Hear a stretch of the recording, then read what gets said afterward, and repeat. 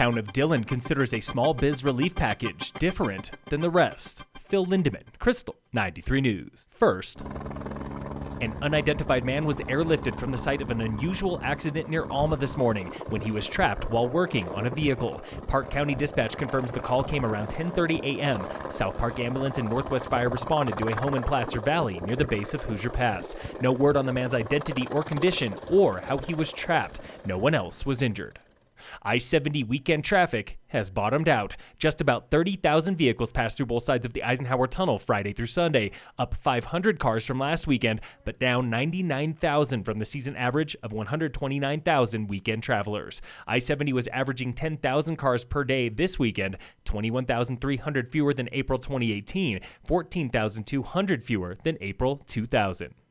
Governor Jared Polis addresses the state tonight with the latest on COVID-19 in the past month, plus an outlook for April and May, including school closures, summer events, and the statewide stay-at-home order, currently set to expire April 30th, 6 weeks after taking effect. The governor's address is 6:30 tonight. Tune in live right here on Krystal 93. Local towns are committing more than $1.85 million to small business relief, and in Dillon, they're thinking outside the box. New town manager Nathan Johnson. Ours are going to be a little bit different than what you've seen in Frisco and Breckenridge, but we're going to be looking at job creation, job retention. Dillon Town Council reviews that relief plan tomorrow. They want to reward employers for keeping locals on payroll and feeding sales taxes. What you would call quote-unquote loans to businesses. That could be forgivable through job credits. It could be forgivable through increased sales tax revenues.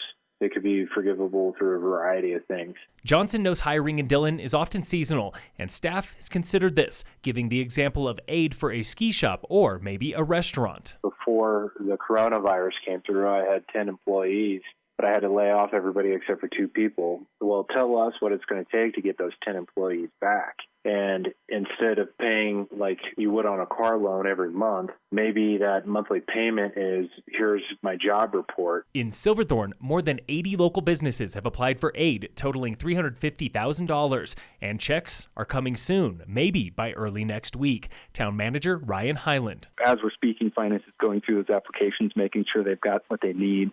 And so I don't know exact timeline, but we will get those checks in the mail as soon as possible. Tomorrow is the final day to apply for Silverthorne's relief funding. Apply now through the town website.